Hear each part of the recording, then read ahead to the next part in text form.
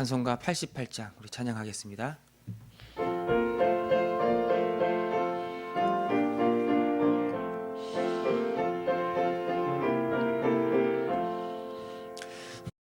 진정 사모하는 친구가 되시는 구주 예수님은 아름다워라. 산 밑에 백합화요 빛나는 새벽별 주님 영원할 길 아주 없도다. 내 맘이 아플 적에 큰 위로 되시며 나 외로울 때 좋은 친구라. 주는 저 산 밑에 백합 빛나는 새벽별 이 땅 위에 비길 것이 없도다. 내 맘의 모든 염려 이 세상 고락도 주님 항상 같이 하여 주시고, 시험을 당할 때에 악마의 개교를 즉시 물리치사 나를 지키네. 온 세상 날 버려도 주 예수 안 버려 끝까지 나를 돌아보시니. 주는 저 산 밑에 백합 빛나는 새벽별 이 땅 위에 비길 것이 없도다.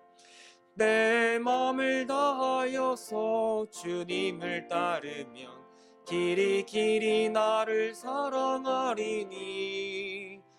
물불이 두렵지 않고 장검도 겁없네.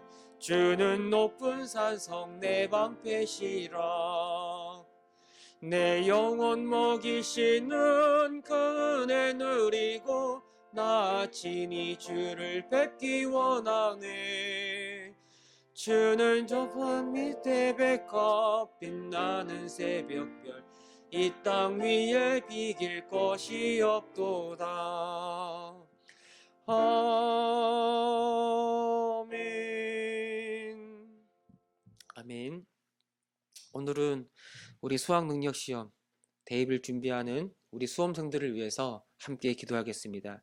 이제 수능 날짜가 얼마 남지 않았습니다. 한 40여일 정도 남아있는데 참 이번에 코로나로 인해서 우리 많은 수험생들이 어려움을 겪고 있었습니다. 학교도 가지 못하고 집에서 온라인으로 수업을 하고 여러 가지 공부할 수 있는 환경과 여건이 정말 안 좋고 그래서 큰 어려움을 겪었던 그런 시기인데, 하나님께서 우리 수험생들을 더 붙잡아 주시고 그들에게 은혜를 베풀어 주셔서 이 마지막까지 포기하지 않고 최선을 다하여 유종의 미를 거둘 수 있게 해달라고, 우리 사랑하는 우리 자녀들 하나님께서 붙잡아 달라고 우리 시간에 이 수능을 준비하는 우리 수험생들을 기억하면서 함께 기도하겠습니다. 하나님 아버지, 이번 고3과 재수생들이 많은 어려움을 겪고 있습니다. 코로나로 인해서 학교에 제대로 가지 못하고 제대로 돌봄받지 못하고 여러 가지 안 좋은 여건과 환경 속에서 겨우겨우 이렇게 공부를 감당하고 있습니다. 이제 시험이 얼마 남지 않았습니다. 이 남아있는 시간 잘 준비하게 해주시고 마지막까지 최선을 다하게 해주셔서 유종의 미를 거두고 하나님께 영광 돌릴 수 있는 주의 사랑하는 아들 딸들이 되게 하여 주옵소서. 우리 고3의 우리 기준이와 준혁이, 우리 주한이, 예훈이, 그리고 우리 은혜, 다솔이, 성화, 그리고 영균이 주께서 기억해 주시고 우리 재수하고 있는 우리 진영이와 수영이도 붙잡아 주셔서 하나님, 주님의 아들 딸들이오니 특별한 은혜로 붙잡아 주시고 주의 영광을 위하여 공부하는 것임을 잊지 말게 해주시고 주께서 함께 하시기에 마지막 그 순간까지 포기하지 않고 힘 다하여 마음 다하여 준비할 수 있는 주의 아들 딸들 되게 하여 주옵소서. 그들 마음속에 담대함을 주시고 하나님께서 그 누구보다 나를 잘 아시기에 나를 가장 선한 길로 인도하신다는 그 믿음 가지고 한 걸음 한 걸음 나아갈 수 있는 우리 사랑하는 자녀들 되게 하여 주옵소서. 하나님을 통하여 이들을 통하여 영광을 받아주시고 이들의 삶을 통하여 주께서 기뻐하여 주시고 이들의 복된 삶을 통하여 그 주위의 많은 사람들이 하나님의 영광을 볼 수 있도록 주께서 은혜 베풀어 주시옵소서.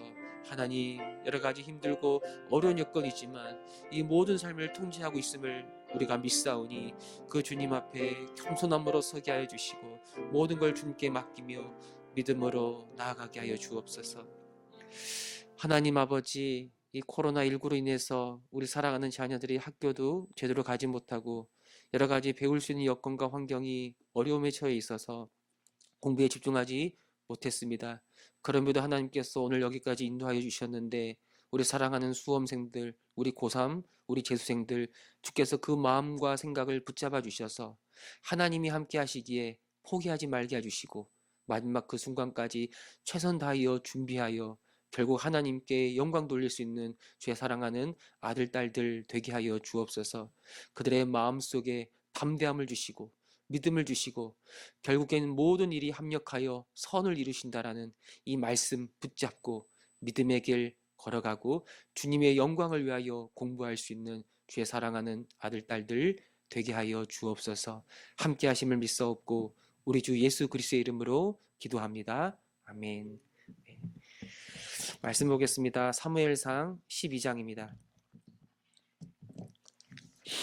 사무엘상 12장 1절에서 15절 말씀 보겠습니다. 12장 1절에서 15절 말씀 우리 한 절씩 교독하겠습니다. 사무엘이 온 이스라엘에게 이르되 보라 너희가 내게 한 말을 내가 다 듣고 너희 위에 왕을 세웠더니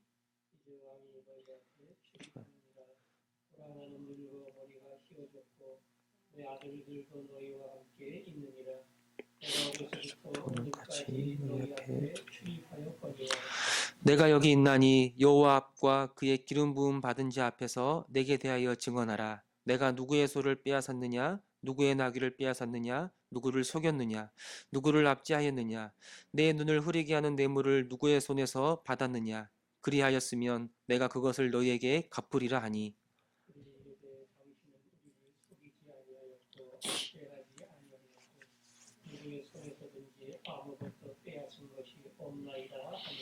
사무엘이 백성에게 이르되 너희가 내 손에서 아무것도 찾아낸 것이 없음을 여호와께서 너희에게 대하여 증언하시며 그의 기름 부음을 받은 자도 오늘 증언하느니라 하니 그들이 이르되 그가 증언하시니이다 하니라.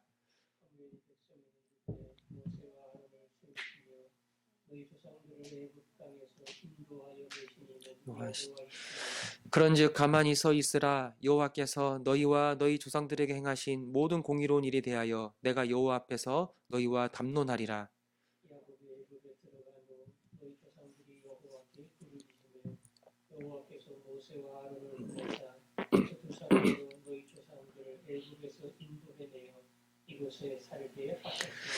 그들이 그들의 하나님 여호와를 잊은지라. 여호와께서 그들을 하솔 군사령관 시스라의 손과 블레셋 사람들의 손과 모압 왕의 손에 넘기셨더니 그들이 저희를 치매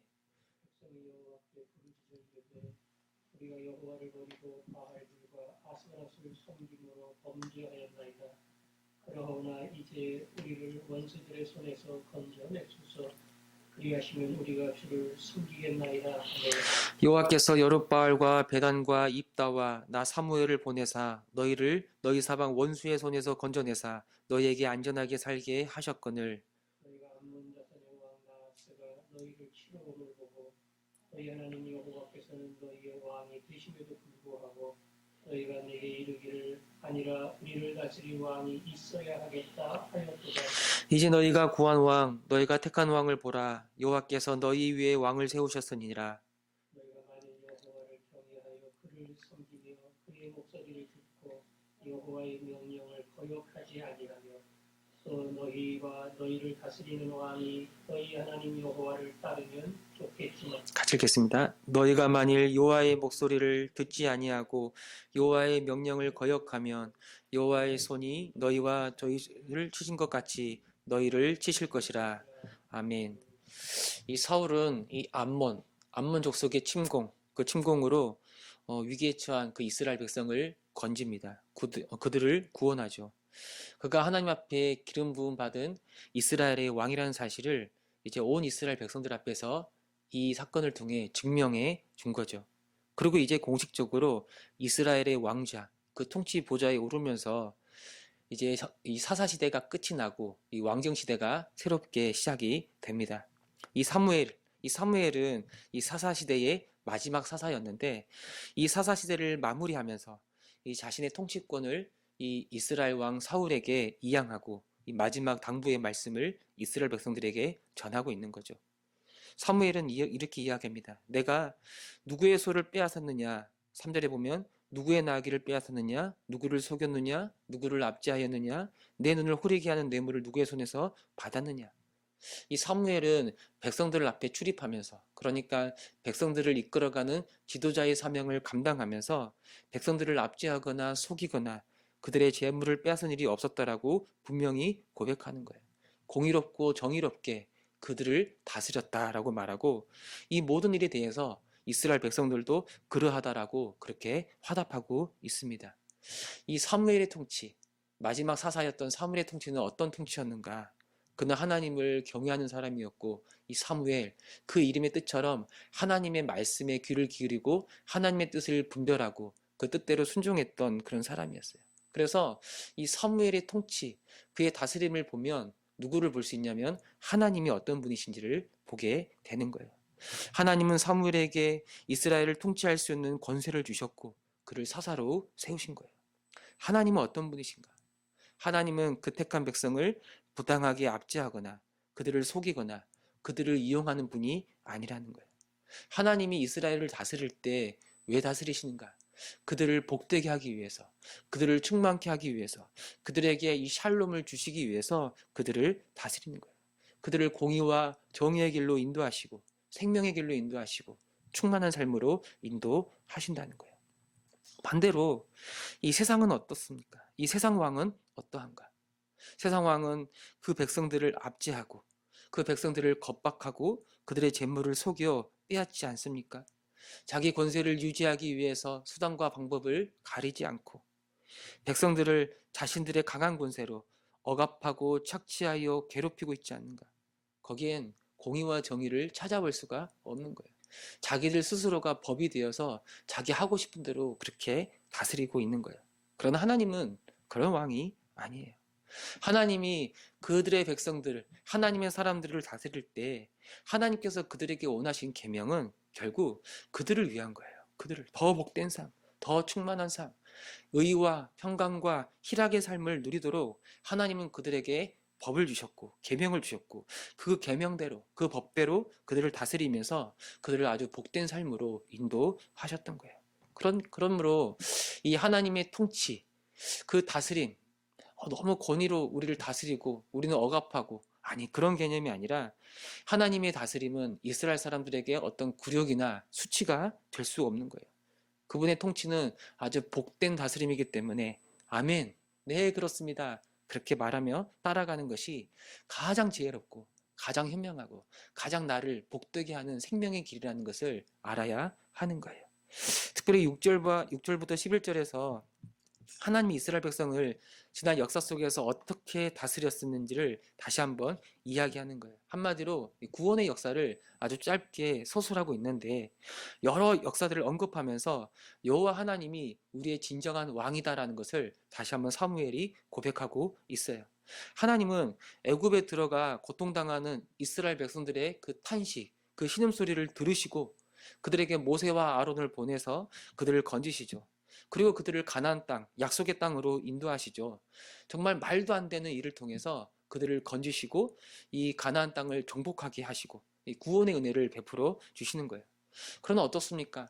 이 가나안 땅에 들어간 이스라엘 백성들이 하나님만을 온전히 의지하며 살았습니까? 아니죠. 하나님을 잊어버리고 그 은혜를 잊어버리고 우상을 숭배하며 방황하는 거예요. 하나님이 이들을 내버려 두지 아니하시고 이들을 징계하시는 거예요. 주변 여러 민족들을 들어서 그들을 치게 하시고 그들을 아주 고통스럽게 그들을 징계 가운데 두시는 거예요. 그때 다시 이스라엘 백성이 정신 차리고 회개하고 하나님께 부르짖을 때 또 하나님은 여러 사사들, 뭐 여룻바알이나 바락이나 여러 사사들, 그리고 사무엘이나 사사들을 보내서 백성들을 그 고통으로부터 건져내시고 다시 안전하게 평안하게 그 약속의 땅에서 하나님 나라의 복, 이 샬롬을 누릴 수 있도록 인도하신 거예요. 하나님은 어떤 분이신가? 하나님은 구원하는 분이시고 또 그 백성들이 방황할 때 그들을 징계하는 분이시고 또 그들이 주께 돌아와 회개할 때 간절히 회개하며 부르짖을 때 그들의 기도를 들어주시고 다시 회복시켜 주시는 분이에요. 그러니까 이 사무엘의 말을 들으면서 그들의 지난 날을 돌아볼 때 하나님이 얼마나 그들을 위하셨는지, 얼마나 그들에게 큰 은혜를 베풀어 주셨는지를 부인할 수가 없는 거예요. 심지어 이스라엘 백성들이 방황할 때, 하나님을 떠나 우상을 숭배하고 허망한 것들을 붙잡고 살아갈 때 그들에게 주셨던 여러 징계들조차도 하나님의 은혜인 거예요. 왜? 이를 통해 이스라엘 백성들이 다시 하나님의 품으로 돌아오지 않았습니까?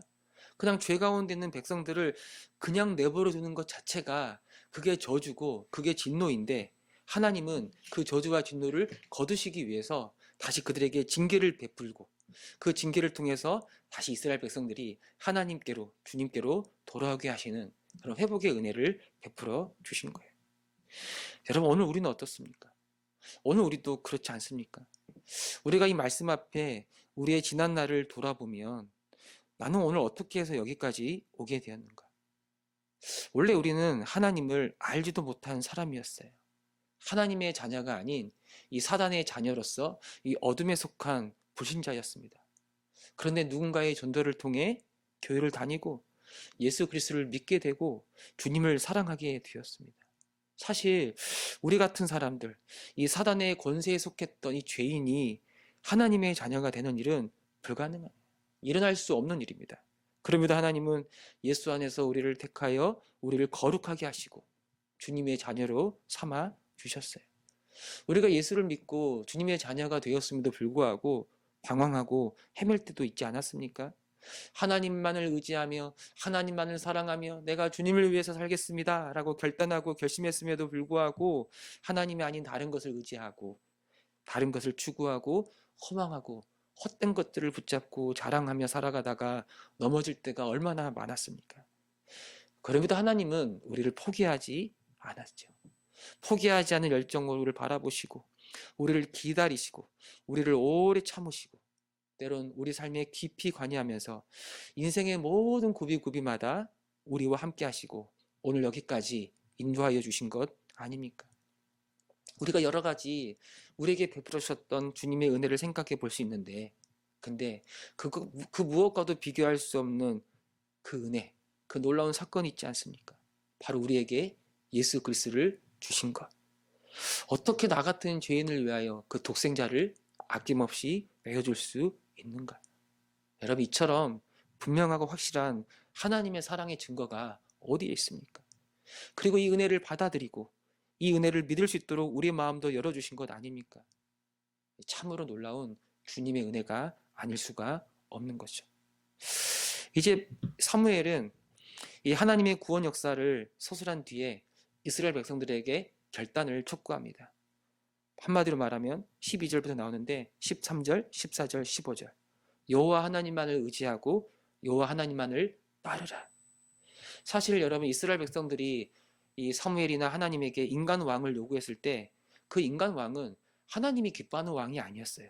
그냥 그 당시 이스라엘 사람들이 원했던 왕은 그 주변 나라들처럼 아주 강력한 권세를 가지고 모든 이스라엘 백성들을 아우르고 통치할 수 있는 어떤 세속적인 왕, 힘을 자랑하는 그런 왕, 그런 세속적인 왕의 모습이었어요. 하나님이 이 왕정 잔치, 왕이 다스리는 나라를 부정하는 건 아닙니다. 근데 중요한 건 제도가 아니라 그 왕과 지도자가 진정 백성들을 위하고 백성들을 하나님의 길, 의의 길, 생명의 길로 인도하는 그런 왕인가, 그런 지도자인가, 이게 굉장히 중요한 건데 이스라엘 사람들은 다른 걸 생각하고 있었다는 거. 다시 사무엘이 그들에게 이야기합니다. 하나님이 나를 통해 너희들의 왕을, 이 사울을 세웠는데 사울을 비롯한 모든 이스라엘 백성들이 하나님을 믿고 따라가고 하나님을 섬기고 하나님을 경외하고 하나님의 목소리를 듣고 그 명령을 거역하지 말아야 된다. 모든 백성들뿐만 아니라 사울도 마찬가지예요. 사울이 온 이스라엘의 왕이지만 모든 백성을 대표하는 왕으로서 진정한 왕이신 여호와 하나님께 엎드리고 하나님을 경외하고 하나님의 말씀에 청종하고 그 말씀을 따라 살아갈 때 그 사울을 통해서 이스라엘 백성이 복을 받고 하나님의 은혜를 누릴 수 있는 거라고 이야기하는 거예요. 그렇지 않으면 하나님이 너희 조상들을 치셨던 것처럼 너희들을 칠 것이라고 경고하고 있습니다. 왜 우리는 주의 말씀을 듣고 따라가야 하는가? 왜 우리는 순종해야 하는가? 여러분, 순종은 그냥 나오는 게 아니에요. 하나님도 처음부터 우리에게 나를 믿고 따라라, 순종해라, 그렇게 요구하는 분이 아니에요. 먼저 하나님이 우리에게 은혜를 베풀어 주시지 않습니까? 우리를 구원하시고 우리를 사랑하시고 우리에게 순종할 수 있는 모든 자원을 다 주신 뒤에 주님을 믿고 따라오라고 말씀하시는 거예요. 그래서 우리가 하나님이 어떤 분이신지, 그리고 주님이 나를 위하여 어떤 일을 행하셨는지를 돌아보고 생각하고 묵상하다 보면 주님을 위해 우리 삶을 내어드리지 않을 수가 없는 거예요. 주를 위해 살아가고 주를 따라가고 주의 말씀에 순종하며 주님의 인도함을 따라 살아가는 것이 가장 지혜롭고 가장 복되며 가장 나를 충만하게 한다는 것을 우리가 보게 되는 거예요. 오늘 주님께서 나에게 원하신 뜻이 무엇인가? 어떤 고민이 있습니까? 어떤 선택의 기로에 앞에서 이를 향한 주님의 뜻이 무엇인가? 그 뜻은 알겠는데 그대로 순종하며 살아가는 게 어렵습니까? 그 자리에서 우리는 다시 하나님이 어떤 분이신지, 하나님이 예수 그리스도 안에서 나를 위하여 어떤 일을 행하셨는지, 지난 내 인생을 돌아볼 때 인생의 구비구비마다 하나님께서 어떠한 길로 나를 인도하여 주셨는지를 우리는 기억할 수 있어야 돼요. 하나님이 어떤 분인지, 주님이 나를 위하여 어떤 일을 행하셨는지를 우리가 생각해 본다면, 그 역사를 기억해 본다면, 그 은혜를 붙잡고 그 은혜의 말씀들을 우리가 깊이 묵상한다면 우리는 다시 결단하고 순종의 자리, 이 믿음의 자리, 주님을 따라가는 그 길을 걸어가지 않을 수가 없는 거예요. 하나님의 은혜가 우리 안에 머물러 있다면, 그 그리스도의 생명이 우리 안에 뛰고 있다면 우리는 주님께서 말씀하신 그 길을 따라가지 않을 수가 없는 겁니다. 주님의 길을 걸어가기를 원합니다. 끝까지 믿음의 길을 걸어가게 해주시고 주님을 경외하며 주님의 말씀을 드리며 주님의 인도함을 따라 하루하루 순종하며 나아가게 하여 주옵소서. 무엇보다 날마다 주님의 은혜를 기억하게 해주시고 예수 그리스도 그 십자가의 은혜가 내 눈앞에 떠나지 말게 해주시고 십자가의 사랑이 나를 강권하여 끝까지 주님을 믿고 따라갈 수 있는 그런 주님의 자녀가 되게 하여 주옵소서. 이렇게 기도하며 나아갈 수 있는, 또 살아갈 수 있는 저와 여러분 우리 모두가 되시기를 소망합니다. 기도하겠습니다. 하나님 아버지, 정말 사무엘이 지난 이스라엘의 역사 속에서 하나님은 어떤 은혜를 베풀어 주셨는지를 기억하고 그 은혜를 나누면서 모두가 그 길을 걸어갔던 것을 보게 됩니다. 하나님이 나에게 어떤 은혜를 주셨는지를 기억하게 해주시고 그 은혜를 기억하고 이제 믿음의 길, 순종의 길을 걸어갈 수 있는 저희들이 되게 하여 주옵소서. 때로는 힘들고 때로는 답답하고 주님의 뜻이 무엇인지 알지만 그때는 순종하지 못할 때가 많은데 그때 그 자리에서 하나님을 기억하게 하여 주옵소서. 주님이 나를 위하여 어떠한 은혜를 주셨는지를 기억하고 다시 일어서며 결단하며 주를 위하여 살아갈 수 있는 저희들 되게 하여 주옵소서. 아멘. 주님.